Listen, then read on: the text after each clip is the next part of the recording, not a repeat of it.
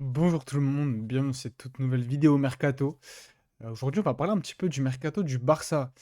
Voilà, avec un changement de coach forcément, l'arrivée d'Hansi Flick, etc., etc. Hem, on va aborder un petit peu ça sans parler de recrue idéale, juste, voilà, prendre quelques petites pistes, quelques petites rumeurs, qui, ont pu, sortir, voilà, et en discuter. Bon, on n'a pris que 2, mais c'est celles qui reviennent le plus, je pense, en tout cas avec le plus d'insistance, donc voilà, on va les commenter et on reviendra un petit peu éventuellement sur une recrue que nous on peut, proposer, un peu plus tard dans le mercato. On commence directement avec le premier thème, un mercato agité. Alors déjà, il y a quelque chose qu'il faut noter et qui est vraiment positif, pour le Barça, c'est le timing, du changement de coach, voilà. Ça a été fait assez tôt, vraiment avant l'Euro et cetera. C'est intéressant parce que tu as le temps de, pouvoir, t'organiser, le temps de pouvoir préparer des choses, pouvoir discuter mercato, de pouvoir, vraiment, tu as le temps et tu n'es pas pressé, même pour les joueurs qui vont éventuellement disputer l'Euro. Voilà, s'ils te mettent un petit peu en stand-by, en mode: «On veut jouer l'Euro, on verra après», tu as le temps. Tu peux préparer des pistes A, des pistes B, des pistes C, enfin, voilà. Tu as vraiment du temps, donc le timing, j'aime vraiment bien. Ça, c'est vraiment quelque chose que j'avais envie de saluer. Maintenant, est-ce que ça va être un mercato agité? Je pense, parce qu'il y a pas mal de choses à faire. Il y a, de l'argent à dégager déjà. Donc il y a des joueurs qui vont partir, ça c'est sûr. On parle de Jong, un départ de De Jong. Il y a même, voilà, il y a la piste Araujo qui a été évoquée, le départ. Donc on va voir, on va suivre ça. De toute façon, il y a besoin de liquidité pour pouvoir acheter. Donc le mercato va être bloqué jusqu'à un départ forcément. Maintenant, voilà, je pense que il va y avoir un départ qui va se faire et derrière, ça va un petit peu faire effet domino et il y aura quelques pistes qui seront activées. Donc voilà pour le premier thème.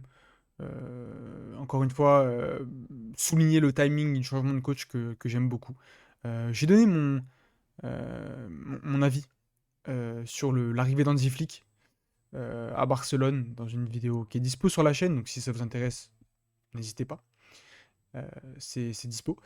Mais voilà, le timing est plutôt bien et ça, quel que soit le coach, c'est forcément intéressant. On parle du coup tout de suite de Joshua Kimmich, forcément. Le Hansi Flick qui voulait le ramener un petit peu dans ses valises, t'apporter un côté leadership, un côté mentalité allemande qui pourrait aider le FC Barcelone. Maintenant, à mon sens, euh, j'aime bien la piste. Voilà, c'est un top joueur, etc. Pas de problème. Mais je sais pas si c'est vraiment la bonne idée de le faire jouer au FC Barcelone. Tu quand même une identité de jeu qui est assez claire, même si Kimmich, balle au pied, est vraiment pas embêté, hein, je suis pas en train de dire ça. Mais voilà, point de base dans un 4-3-3, je sais pas trop. À mon avis, c'est un petit peu le sous-exploité. Parce qu'il a une grosse qualité de passe. Quand tu arrives devant la surface, c'est archi intéressant. Il peut te débloquer pas mal de situations. euh, de par une passe, de par ouais, sa vision de jeu. Donc en fait, le faire jouer 6 comme ça devant la défense, vraiment limite, pas en troisième centrale, mais vraiment sur le côté défensif, je suis pas convaincu, franchement. Je suis pas convaincu. À mon sens, ça serait mettre beaucoup d'argent pour un joueur que tu vas brider. Parce que Kimmich, faut pas se leurrer, tu vas devoir dépenser une somme pour le faire venir. Euh, donc voilà, ouais, pour le brider en fait. C'est ça qui me dérange. Après, si tu le prends pour jouer latéral droit, c'est je sais pas, je suis pas très fan de Kimmich latéral droit. Voilà, il répond à certains besoins, mais je le préfère vraiment dans un double pivot par exemple, où il a un peu plus de liberté, on va dire. Là, je l'aime vraiment beaucoup à ce poste-là. Euh, donc voilà pour Kimmich. À mon sens, ça serait trop onéreux pour le brider en fait. Tu vois, c'est comme De Jong, tu le brides en fait en le faisant jouer vraiment 6-6. Et, euh, et c'est un peu. Je vais pas dire que c'est le même profil les deux, parce que Kimmich a quand même un peu plus d'abattage défensif et une présence dans ta zone, dans ta partie de terrain défensif qui est quand même un peu plus, qui est un peu plus notable. Donc je vais pas dire que c'est les deux mêmes profils, mais sur le côté ouais, offensif, qualité de passe, vision du jeu, il y a un petit peu petit peu de ressemblance et en fait les deux, enfin ça serait le brider Kimmich comme tu brides De Jong, encore une fois. Donc je suis pas fan. Je suis pas fan de l'arrivée de Kimmich au FC Barcelone si ça doit se faire. Bien sûr, ça reste que des rumeurs. Et ça restera sûrement que des rumeurs parce que bah, c'est énormément d'argent. Et est-ce que Kimmich aujourd'hui a envie de quitter le Bayern Munich pour rejoindre le FC Barcelone qui comporte son lot d'incertitudes? Je sais pas. Je ne sais pas. D'autant plus que, de ce que j'ai compris, il y avait des rapports qui étaient pas trop mauvais avec Hansi Flick, mais c'était pas tout le temps l'extase. Donc ouais, j'en doute un peu. Maintenant, dans le profil et voilà, on en parle en vidéo parce qu'il y a aussi une notion de profil. Et pour moi, le profil de Kimmich, c'est peut-être pas le bon profil à prendre en 6 pour le FC Barcelone. Et voilà, c'est ma vision du truc. Au-delà juste du joueur et de la personne ciblée, voilà, le profil, je suis pas le plus grand fan. Enfin, à mon avis, c'est pas le fit parfait avec le FC Barcelone. Donc voilà. Le troisième thème, du coup, avec Nico Williams. Et lui, par contre, apparemment, c'est un peu plus chaud. Le Barça voilà, a contacté la famille du joueur, etc. Il y a une clause libératoire que j'ai compris à 50 millions, si j'ai bien compris. Là, pour le coup, je suis ultra fan. Voilà, je suis ultra fan. Nico Williams, c'est un joueur qui a des qualités, un potentiel qui est exceptionnel. On n'en parle vraiment pas beaucoup et pourtant, je le trouve vraiment sous-coté. Voilà, je vais le dire le terme. Je le trouve vraiment sous-coté. Il a une capacité d'accélération qui est vraiment incroyable. Une capacité de dribble aussi qui est vraiment intéressante sur quelques petits mètres. T'envoie n'importe quel défenseur, quasiment en tout cas. Devant le but, c'est vraiment pas horrible. Franchement, il y a une belle qualité de finition. Bon, il y a évidemment, hein, il y a quelques petits réglages à faire, dans le sens peut-être niveau régularité, où il faudrait qu'il soit un peu plus intéressant. Maintenant, dans les matchs importants, il est là, généralement, il répond présent. Voilà, bah, le match contre le Barça, est-ce que j'ai besoin vraiment d'en parler? Non.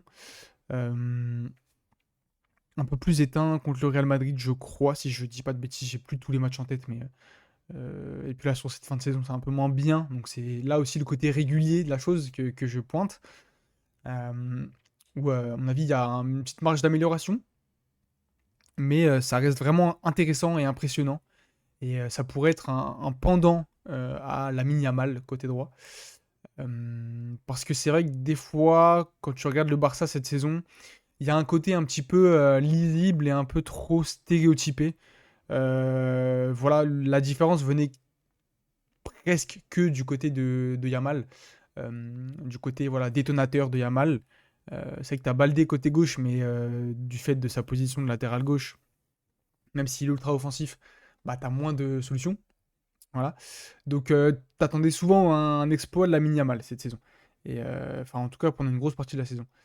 Et voilà, l'arrivée de Nico Williams, ça pourrait peut-être rééquilibrer tout ça. Même si tu les mets pas forcément titulaires les deux à tous les matchs. Je veux dire, par exemple, si tu joues, je sais pas, on va dire dans un classico, tu vois, tu t'es pas obligé de les mettre tous les deux titulaires. Tu peux revenir à une formule. Enfin, on va voir après comment Flick va jouer, mais à une formule avec peut-être un milieu de terrain en plus. Voilà, ça m'étonnerait pas, franchement. Mais dans l'idée, franchement, ça m'intéresse. Ça m'intéresse voilà, qu'on réassiste pas à des bouses comme on a assisté contre Retafe, par exemple, le Barça Retafe, ou le Retafe Barça, je sais plus.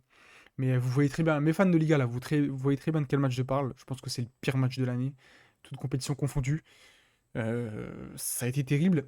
Et peut-être avec deux dynamiteurs sur le terrain, pourquoi pas. Et même peut-être l'occasion de faire souffler des fois Yamal, hein, parce que si tu prends Nico Williams, tu peux alterner les deux et faire jouer les deux. Voilà, peut-être avec un Rafinha aussi dans la rotation, pourquoi pas. Euh, Ça peut être vraiment intéressant. Voilà. Et ça m'intéresse et ça me chauffe déjà plus. Voilà, étant ultra fan du profil de Nico Williams, forcément, il y a quelque chose à faire. Donc non, voilà. Euh, une piste sur les deux qui me chauffe, l'autre où je suis un peu plus dubitatif. Surtout que 50 millions, à mon sens, si c'est vraiment le prix de la clause, 50 millions, c'est vraiment. Enfin, c'est une grosse somme, hein, on va pas non plus. Voilà. Mais c'est pas énorme par rapport au profil et par rapport à la disponibilité de ce genre de profil sur le marché. C'est vraiment pas énorme. Voilà. Donc, Donc voilà, je pense qu'on a été assez complet sur tout ça. N'hésitez pas, voilà, à me dire ce que vous en pensez dans l'espace commentaire. Un plaisir de vous lire. Le petit like, comme d'hab, ça régale. L'abonnement pour suivre un petit peu tout ce qui va se passer. Et voilà, sur ce, moi je vous dis à très très bientôt. Ciao.